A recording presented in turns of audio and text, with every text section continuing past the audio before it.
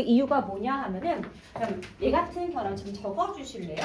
그럼 23번은 우리가 사실 틀렸기 때문에 본다기보다는 조금 더 생각해볼 문제이기 때문에 잠깐 수업을 드리는 건데 그럼 여기 맨 처음 보시면 소재가 뭐냐 하면은 신선한 농산물이라고 맨 처음에 소재가 나와 있습니다. 잠깐 좀 이렇게 적어주시죠. 그럼 우리가 사람들이 뭘 요구를 하고 하면 신선함에 대한 요구가 있습니다. 그러면 그래서 우리는 밥 먹을 때 어떻게 하니? 원산지 어디예요?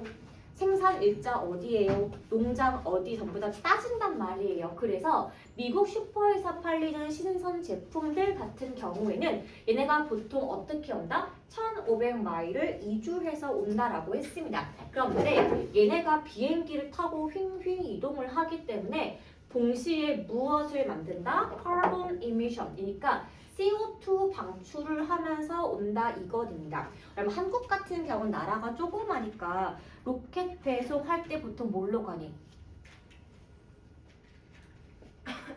여러분 집에서 쿠팡이나 콜리 안 시켜 먹어요? 뭘로 와?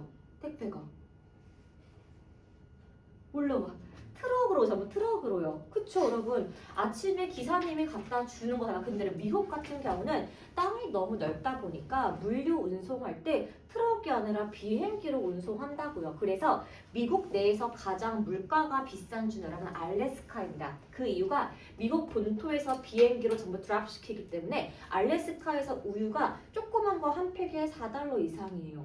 본토에서는 1달러인데 되게 큰 차이가 있죠. 이렇게 우리가 장거리를 이동하기 때문에 이동하면서 CO2가 뿜뿜 할 수 있다. 그래서 사람들이 보는 문제점이 크게 두 가지가 있어서 염점이다. 자, 우리가 운송과 관련되어서 그린하우스 가스니까 CO2가 방출되는 것에 대해서 이렇게 하면 안 되지 않아? 라는 게 여러분 1번인 거고 여러분 두 번째가 뭐냐 하면은 장거리 이동을 위해서 플라스틱 팩에 넣고 랩핑을 하고 박스를 넣는 이러한 포장 과정과 플라스틱의 사용과 에너지 소비를 문제를 삼는다라고 말을 하는 거예요. 그래서 우리가 신선 제품을 먹기 위해서 장거리 이동을 하는 게 맞니? 보통 요 1번과 2번 때문에 3번 생태학적인 부담감이 생기니까 그렇게 하면 안 되지 않을까? 라고 생각한답니다. 그래서 우리가 지금 보고자 하는 건 뭐니? prioritizing이 뭐예요? 우선순위를 두는 건데 지역 제품에서 우선순위를 두고 지역 제품을 소비하는 것입니다. 즉 굳이 멀리 있는 거 먹지 말고 우리 동네에서 재배하고 자란 거를 먹었으면 좋겠다라고 말을 하고 있어요. 그렇게 해야지 음식에 대한 환경적인 영향력이 감소할 수가 있다라고 해서 그러면 요거 지금 살짝 좀 보세요.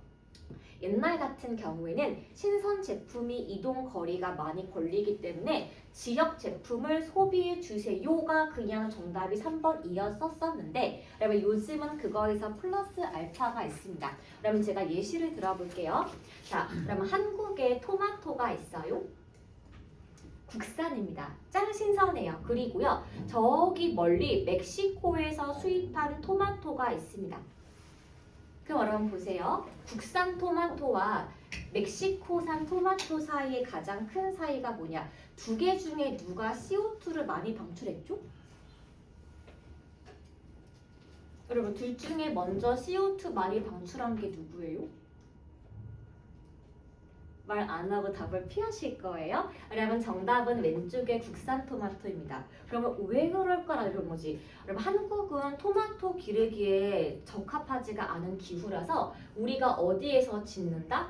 비닐하우스에서 농사를 하게 되는데요. 이럴 경우에 비닐하우스 짓는 비용, 온실에다가 히터 트는 비용들이 있기 때문에 여기를 가지에서 심어서 열매 열릴 때까지 이 비용을 보면은 비행기를 타고 휙 오는 것보다 훨씬 더 많은 CO2가 방출돼요. 왜요?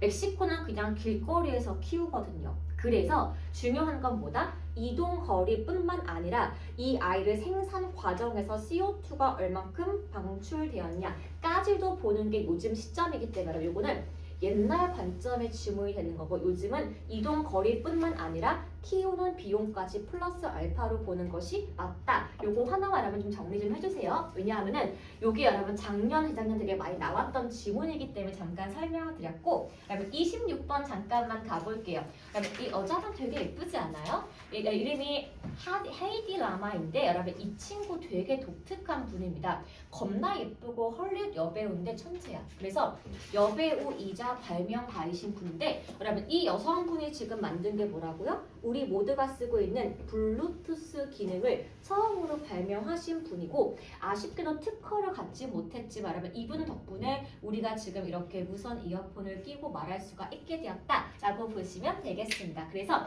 보통 헤디 라마 같은 게 3년 전에 한 번 나왔던 지문인데 지금 책에 소개되었기 때문에 한 번 더 설명드릴게요. 왜? AI 관련된 지문이나 현대 기술 같은 지문은요 항상 나오는 사람이 좀 정해져 있기 때문에 배경 지식으로만 알고 지나가도록 하겠습니다. 그럼 우리 이제 딴 거 다 거두절미하고 우리 틀렸던 뭐부터 봅니까? 29번부터 좀 보고 시작할게요. 그럼 29번 어법 지문 보실 때 그럼 제가 딱 이거를 보니까 왜 틀렸는지 알 것 같은 게 뭐냐. 그럼 먼저 1, 2, 3, 4, 5를 읽었을 때 그냥 안 보고도 야 이거 다 많이야. 찍을 수 있는 게 지금 2개밖에 없습니다. 그게 누구다? 1번과 4번 2개만 아예 읽지 않고 문제를 풀 수가 있다는 거예요. 자, 그럼 약간 이유 볼게요. 여기 보이실까요? 괄호 좀 치겠습니다. to which부터 respond까지 괄호를 치시면 그다음에 여기 to which 보이실까요? 원래 respond가 respond to 뭐뭐에 대한 반응을 하다인데 아시다시피 전치사로 끝나는 경우에는 관계사 앞에 전치사를 옮겨주게 되기 때문에 to which의 형태를 가지고 있고 여기서 앞에 목적어가 stimul이가 되는 거예요. 그래서 동물들이 반응하고자 하는 외부 자극들은 동사가 come from, 온다. 어디에서 온다? 신호에서 온다. 다른 동물이 준 신호에서 온다 이기 때문에 1번은 respond to였으니까 to which 맞지 그냥 지우고 넘어가시는 거고, 그러면 4번도 볼게요. 여기 지금 ER된 비교급 보이실까요? 우리 이거 중학교 때 배웠었는데 여기가 파리 해석이 지금 뭡니까? 훨씬이라고 되는 거고 얘랑 바꿔 쓸 수 있는 게 much, even, still, a lot과 같이 바꿔 쓸 수 있었죠. 비교급을 수식하는 부사는 총 5가지가 해석이 훨씬이라고 되었다. 이것도 우리가 이미 옛날에 배웠던 부분이야. 그래서 1번과 4번은 그냥 읽지 않고 훅 풀 수가 있는 부분이었고 여기서 여러분 제가 보니까 3번하고 5번 같은 경우는요. 얘가 분사 파트라서 조금 읽어보실 필요가 있고 사실 정답이 2번인 거를 찾기는 조금 쉬웠다 이거예요. 잠깐 볼게요. 그럼 이 문장의 주어가 discover with가 지금 주어가 되는 거고요. 잠깐 괄호 좀 쳐볼게요. that부터 이 친구까지 괄호를 치겠습니다. 얘가 지금 주격 관계 대명사고 여기 주어가 이거니까 현재 완료 수동태가 나왔는데요. reception and processing 다음에 여기 지금 오브 플러스 이하는 앞에 아이를 꾸며주는 거니까 여기까지가 전부 다 주어 부가 된다고요. 그러면은 주어 다음에 지금 나올 게 뭐다? 동사가 나와야 하는 건데 얘가 지금 주어니까 동사는 help라고 나와야 해서 정답이 2번인 거는 좀 쉽게 알 수가 있었는데 문제는 잠깐만 3번과 5번에 있어요. 제가 그러면 항상 어법 문제 풀 때 1번 포인트가 주어와 동사의 수일치 2번 같은 거, 그 다음에 3번과 5번 같은 분사, 그 다음에 여기 얘같이 관계사 요 총 3가지가 시험에 자주 나온다고 했었는데 그럼 3번 같은 경우에는 여기서 컴마 다음에 ing가 아니라 ed가 나온 이유 하나만 좀 볼게요.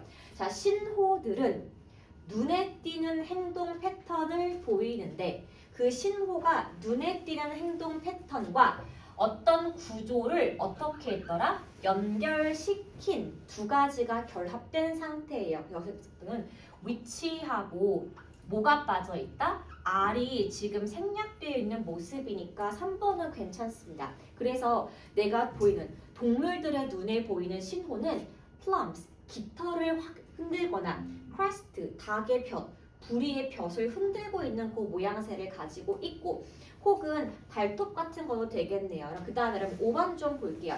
여기는 왜 ing냐 했었을 때 색깔이 있고 웨이브, 몸을 흔드는데 어떻게? 리듬을 가지고 몸을 흔든대요. 어디에서? 암컷에게. 그 다음에 라이벌 스컷 같은 경우는요. 얘네가 이 땅굴을 파고 서 있게 되는데 그러면 암컷에게는 막 이렇게 흔들어주고 수컷을 경계하는 이 태도는 suggesting, 무엇을 암시한다? 앞의 문장에서 그대로 이어진 연결 구조기 때문에 여러분 이 친구는 굳이 바꾸자면은 엔드라네 which suggest로 바꿀 수가 있어요. 앞문장 그리고 이어지는 부분이라서 뭐가 되었다? 눈에 보이는 자극을 다른 개들에게 보여주는 것이다 라고 보시면 되겠습니다. 그래서 뒤의 구조와 이 신호가 더해진 것은 수동으로 가는 게 맞고 앞문장에서 곧장 이어지는 부분은 능동으로 가는 것이 맞기 때문에 이 문장 구조 같은 경우는 2번이 주어동사 수일치가 아니라서 틀렸다 이렇게 보시면 되겠습니다. 여기 어법 같은 경우는 우리가 이제 조금 더 어려워질 때도 결국에 나오는 부분은 정해져 있으니까 그것만 좀 확인해 주세요. 그러면 그 다음에 30번 같은 경우는 여러분들 되게 엄청나게 문제 잘 풀었더라고. 근데 이게 여러분 조직 심리학 파트이기 때문에 저랑 같이 내용만 조금 정리를 하고 지나가도록 하겠습니다. 여러분 심리학 파트에서 조직 심리학은 보통 언제 쓰이냐 하면은 이 상호 관계를 할 때 쓰이는 거예요. 조직 내에서 어떻게 조직이 잘 움직일 수가 있는가, 어떻게 사람들이 잘 자기 직무를 할 수 있는가를 연구하는 게 산업심리학 파트에 있는 조직심리학인데 그럼 확인해 볼게요. 전통적인 접근 방식이 있는데 뭐에 있어서? 워크플레이스 트레이닝이니까 그럼 이게 뜻이 뭐냐면 직장 내 훈련이라고 보시는 게 좀 맞을 것 같아요. 신입사원을 뽑았단 말이야. 혹은 경력직을 뽑았는데 우리 회사에 어울리는 사람이 되기 위해서는 직장 내에서 훈련을 시켜야 됩니다. 그것이 have been to 뭘 준다? deliver 전달해야 하는데 보통은 어떤 프로그램입니까? 유니폼이라면 적어볼게요. 단일한 보통은 우리 회사 오면 자 여기 앉으세요. 컴퓨터 끼시고요. 카톡 켰죠? 부르륵 하는 이렇게 단일한 프로그램이 있는데 보통은 요 단일 프로그램이 아주 큰 집단의 직원들에게 자동적으로 그냥 이거 했으면 좋겠다라고 알려준다라고 했습니다. 자, 근데요, 여러분 보시면은 사실 행정적으로 이게 간편한 부분은 있어. 이거 주고서 자 우리 거예요 따라하세요. 굉장히 주는 사람 입장은 간편할 수가 있는데 이 방법은 때때로 fail to 실패할 수가 있답니다. 왜 실패하냐?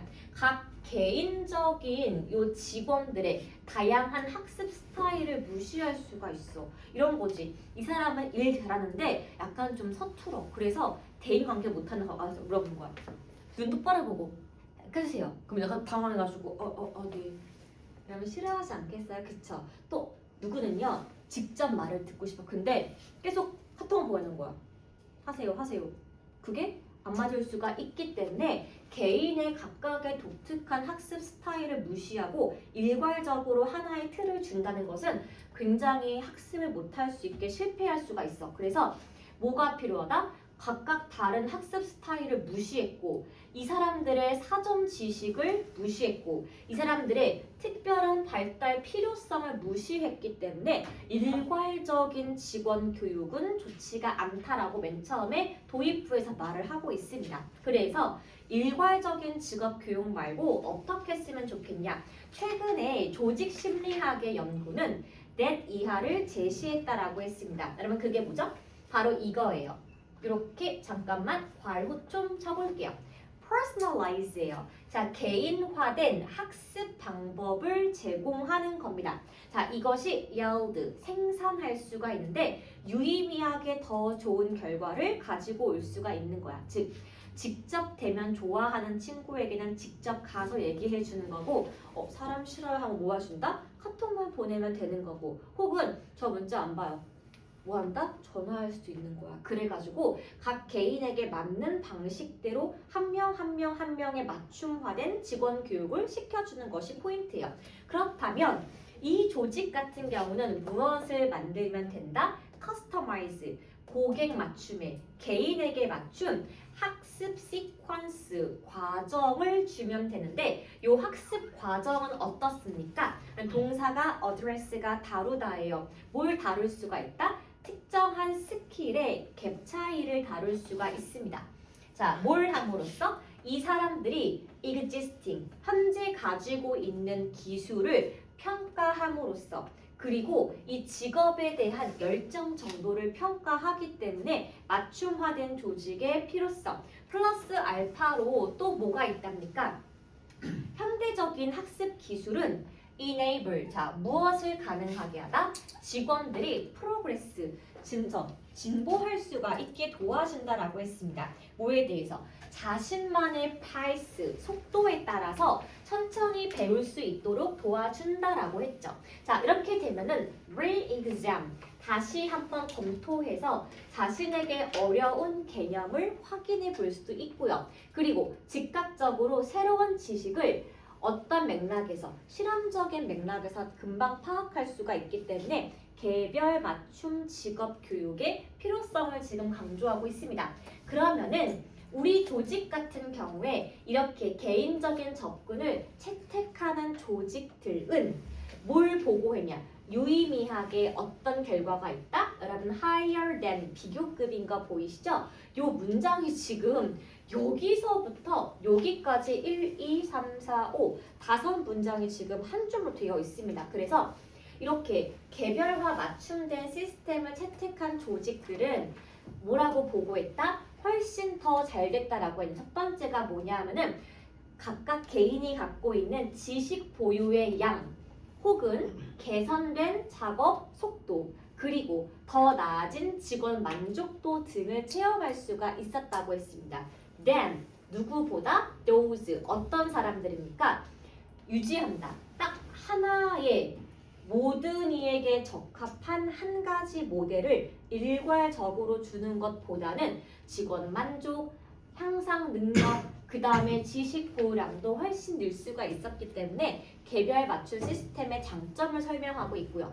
그래서 어디에서? 요 직장에서 무엇을 요구한다? 직장에서 내 요구는 계속해서 빠르게 발달하고 있습니다. 그래서 어떤 능력이 필요하다? 여러분 스탠다드라이즈가 뜻이 뭐예요? 표준화된인 건데 여러분 이거는 지금 직무 교육을 일괄적으로 하는 거야. 그게 아니라 개별 맞춤이니까 동사를 뭘로 맞춘다?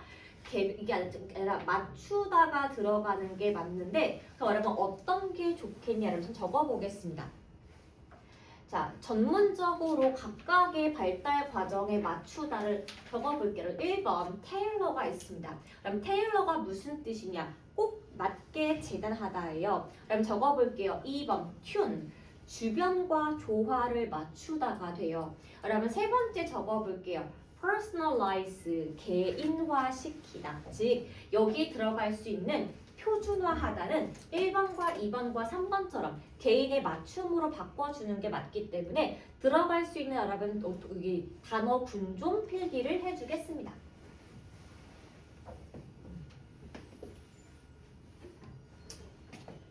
여러분 됐을까요? 여기 같은 경우는 지금 복화 찾는 것 때문에 잠깐만 같이 봤던 거고 자 이제 대망의 32번 갈 건데 오늘 32번 맞춤을 너무너무 신기해서 물어보는 건데요 32번 여러분 내용 파악하시면 됐을까요? 여러분 32번은 제가 보기에 좀 어려워요. 왜냐하면은 32번은 삐아제의 인지심리를 좀 아는 게 포인트인데요. 잠깐만 설명해 드릴게요. 내가 뭐야? 심리학과잖아. 심리학과 에이스잖아요. 여러분 볼게요. 우리 교수님이 나한테 그랬어. 삐아제 인지심리학을 설명하라고 시켰죠. 발표를 기깔나게 했더니 대학원에 납치당할 뻔했어. 절대. 여러분 우리 그냥 배경 지시만 갈 건데 여러분 삐아제 같은 경우는 수능에 총 5번 나온 적이 있습니다. 자 그게 뭐냐 하면은 자 삐아제가 누구예요? 라고 한다면은 스위스의 아동 발달 심리학자인데요. 이 사람이 아동을 발달 과정을 5가지 그래서 맨 처음에 뭐 형성기, 조작기 하면서 아이들이 인지를 발달시켜가는 과정을 5단 나눠서 각각의 나이에 맞는 학습을 시켜야 합니다라고 맨 처음에 주장하신 분이 삐아제인데요. 삐아제의 이론에 따르면 나이가 3세에서 4세로 갈 때 우리가 인지가 확 바뀌어요. 근데 여러분 요거 한국 나이로 만 나이기 때문에 만 3살이면은 5살, 만 4면은 6살. 여러분 그렇게 보시면 돼요. 그럼 이게 무슨 말이냐? 만 한국말로 5살, 즉 만 3세가 되면은 우리는 상대방을 속이기 위해서 거짓말을 할 수가 있는 인지 능력이 발달한다고 삐아제님이 말했습니다. 그래서 잠깐 확인 좀 해볼게요. 오늘의 소재가 지금 뭐냐 하면 이것입니다. 자, 얘예요. Theory of Mind, 마음 이론이라고 지금 딱 나와 있는데, 자, 마음 이론은 뭘로 정의될 수가 있느냐? 요겁니다. Ability, 능력인데 이해할 수 있는 능력을 설명하는 거래요. 무슨 능력이야? 다른 사람이 믿음과 관점을 가지고 있는데 누구와? 내가 가지고 있는 것과 다른 생각을 남이 할 수 있다는 것을 깨닫는다. 여러분 그게 바로 뭐예요? 마음 이론. 다시요. 나와 남의 생각이 다름을 인정할 수 있는 것이 마음 이론의 정의가 되겠습니다. 이랬을 때 애들은 뭘 보여준다? 자신만의 이해를 확실하게 알 수가 있는데 몇 세 나이에 여기 나왔죠. 4세 정도가 되면은 나와 남의 차이를 100% 구분할 수가 있습니다. 그래서 어떻게 볼 수 있다? 설명하듯이 어디에서? 고전 실험에서 설명하듯이. 근데 애들이 나와 남의 차이를 이해할 수 있다는 것이 바로 무엇입니까?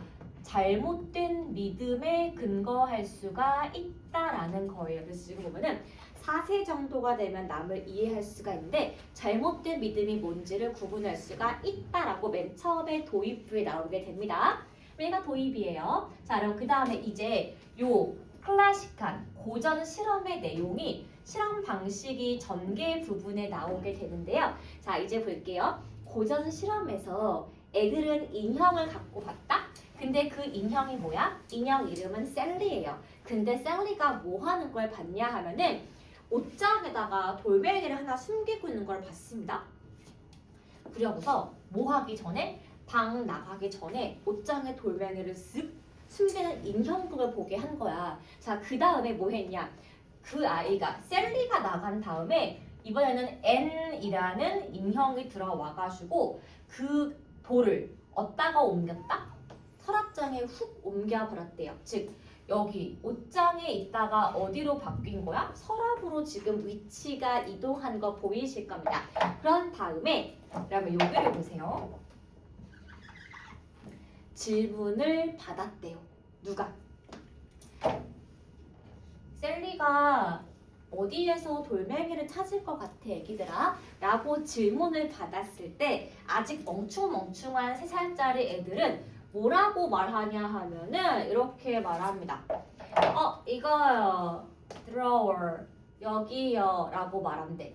왜 애들은 서랍이라고 말했을까요? 셀리가 아니라 N이 옮긴 것을 봤기 때문에 서랍이요. 이렇게 말한대요. 그런데 조금 더 똑똑한 4살짜리 아기들은 셀리요? 옷장이죠. 라고 말한다는 거야. 왜? 셀리가 숨긴 게 옷장이니까 사람의 의도 파악을 분명하게 했다 그 말입니다. 그래서 사실 4살짜리 아기들은 요 잘못된 믿음, 얘가 옮겼다라는 것에 정확하게 이해를 하기 때문에 올바른 정답을 도출할 수가 있었다라고 보시면 돼요. 명확하죠. 그래서 여기서까지 이 실험이 끝나면 너무 좋은데 이 실험 4살짜리가 어떻게 잘못된 믿음을 이해했을까요를 왜 아는 게 중요하냐.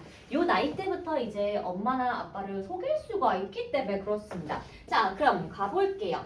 자, 이렇게 고작 1살 차이지만 여러분 아기 때는 그 차이가 되게 크잖아요. 그래가지고 요 발달적인 과정은 어떤 특징을 가지고 있냐. 아주 중요한 인지적인 마일스톤, 기초를 줄 수가 있는데 뭐를 알매 있어서 다른 사람들도 나와 달리 어떻게 할 수 있다? 각각 독립적으로 생각할 수가 있겠구나. 나와 남의 생각의 차이를 이때 분명히 알 수 있는 게 만 4세가 되는 거고요. 그렇게 다른 사람이 나와 다른 믿음을 가질 수가 있게 되는구나. 그러면 내가 지금 세상을 속일 수가 있게 되겠구나 라는 깨달음을 얻게 된 순간 요 애기들은 뭘 알게 돼버립니까? 내가 상대방의 믿음을 뭐 할 수가 있다? 조작할 수가 있겠는걸? 속일 수가 있겠는걸? 이거를 글쎄 깨달아버려요. 그래서 이렇게 이해하는 것, 나와 남의 관점 차이를 깨닫게 된다는 것은 뭘 도울 수 있다? 다른 사람이 어떻게 행동할지 앞으로 예측할 수가 있게 도와줘요. 머리가 빡빡빡 돌아가요. 그래서 여기서 알 수 있는 것은 뭐다? 이 애들은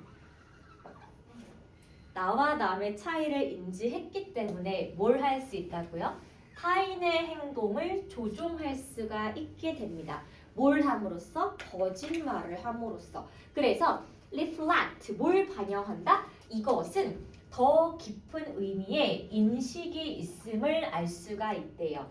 어떻게 사람의 마음이 작동하는지. 즉 여러분 이게 무슨 얘기예요? 3세의 조작기와 4세의 조작기 사이에는 나와 남의 차이를 인정할 수가 있는 이해가 생기기 때문에 이 애들은 조금 더 다른 통찰력을 가질 수가 있다는 겁니다. 그래서 여러분 밑에 아까 보세요. 2번하고 3번은 답이 절대 안 되는 거 아실 거예요. 그 이유가 뭐냐면은 과거에서 발생했던 사건을 암기하다가 말이 안 되는 거고, 그다음에 3번 같은 경우에는 주변 사람의 행동을 그대로 따라하는 거, 이게 모방기예요. 나와 있지 않습니다. 그다음에 1번과 4번과 5번 남았는데, 그러면 이 중에 4번을 먼저 지우시는 게 맞아요. 그러면 그 이유가 뭐냐? 옳고 그름 사이의 차이점을 구별하다인 건데, 그럼 여기서 4세의 특징은 뭐냐 하면은 옳고 그름의 차이를 구별하는 걸 넘어서 남의 행동을 조작하고자 싶어 했기 때문에 단순 구별은 일단 답을 지우시는 게 맞고요. 남은 게 지금 1번과 5번이에요. 일단 먼저 1번 볼게요. 다른 사람들도 잘못된 믿음을 갖고 있다는 것을 인정한다. 그러면 요거는 인정하는 건 위에 나와 있어요.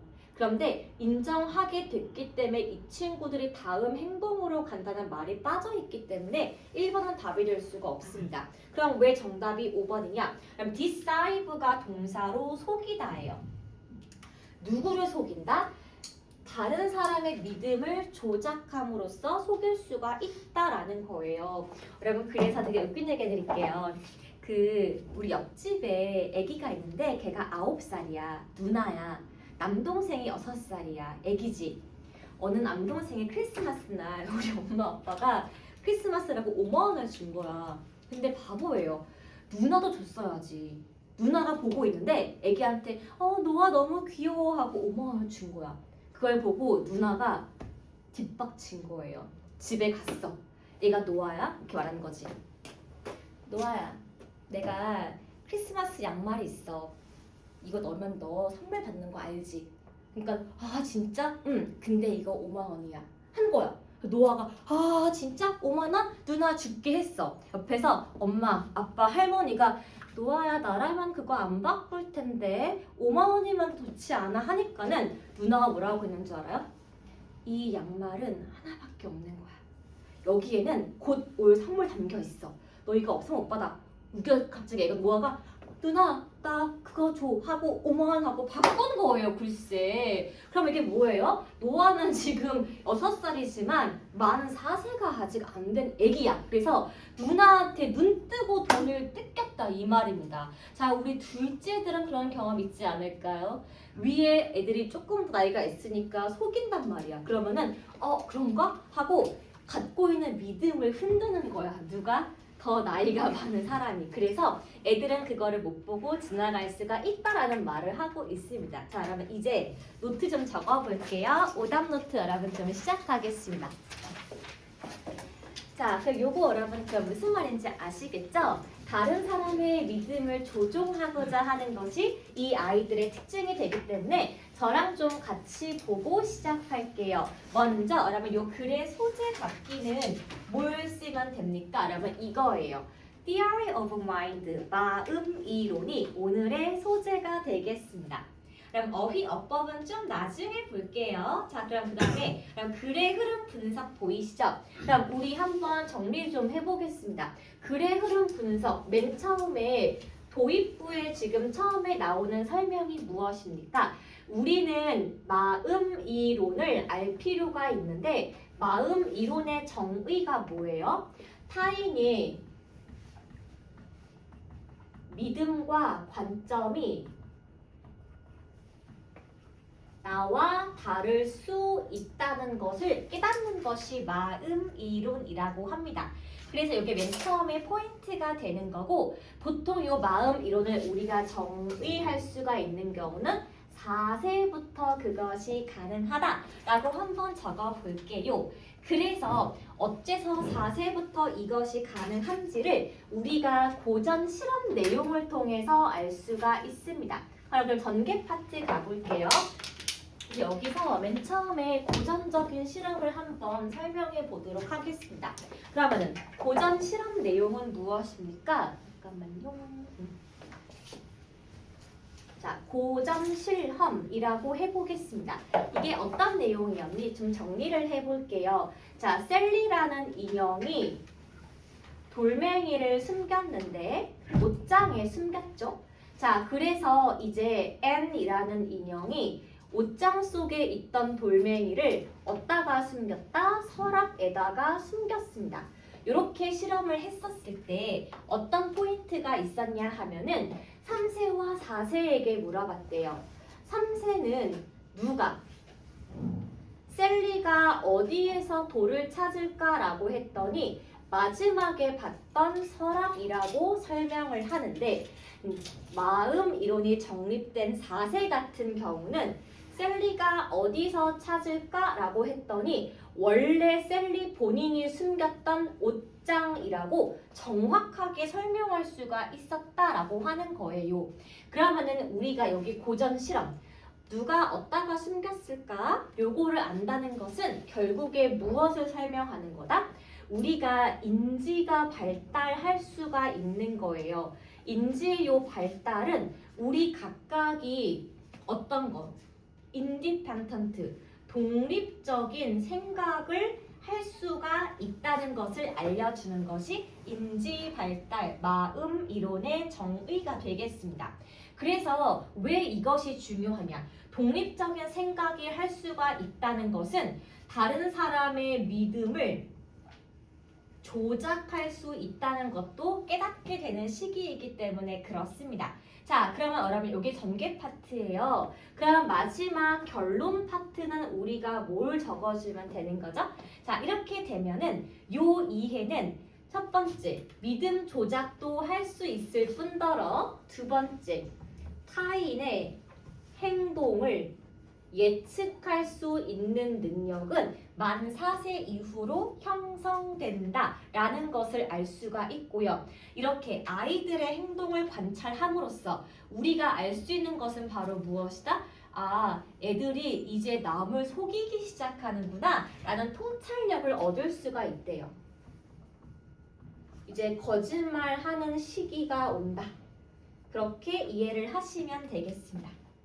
거짓말하는 시기가 오는 거예요. 이제 엄마를 속이기 시작한다.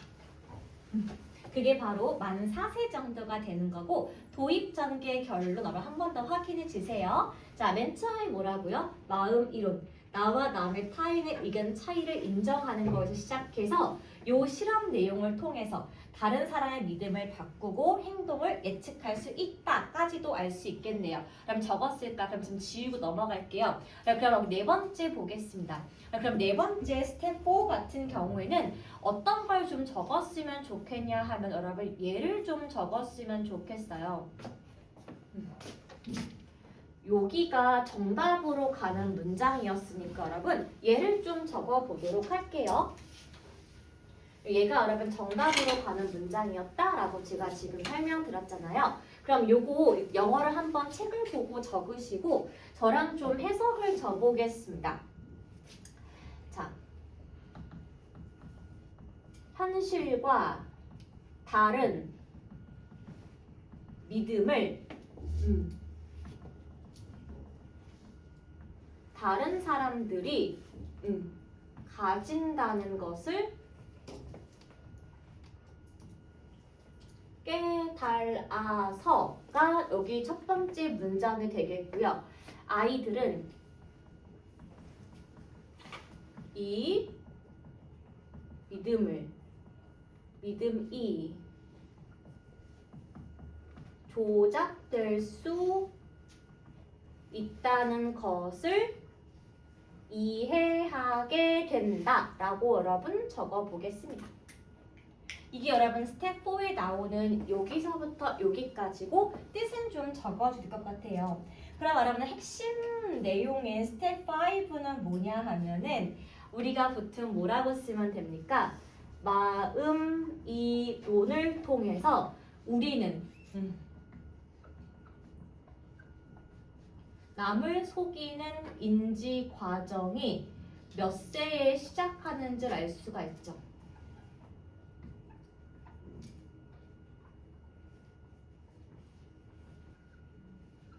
관찰할 수가 있던 부분입니다. 그래서 이게 단순히 이런 이론이 있어 실험했어가 끝이 아니라 밝히고자 했던 바를 지금 아는 거예요. 그래서 이런 거 맨 처음 하신 분이 누구라고 여러분? 장 삐아제 교수님이고 이 교수님이 수능에 총 5번 나왔잖아요. 제가 얘가 수능에 3번 나올 때 말했어.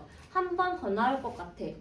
나왔죠. 그 다음에 한 번 더 아닐까? 정말 나왔어요. 그래서 보통은 발달 심리 같은 경우에는 나올 수 있는 사람이 한정적이다 보니까 그렇게 된 것 같습니다. 그럼 여기까지 적으시고 제가 이제 엔딩 좀 볼게요.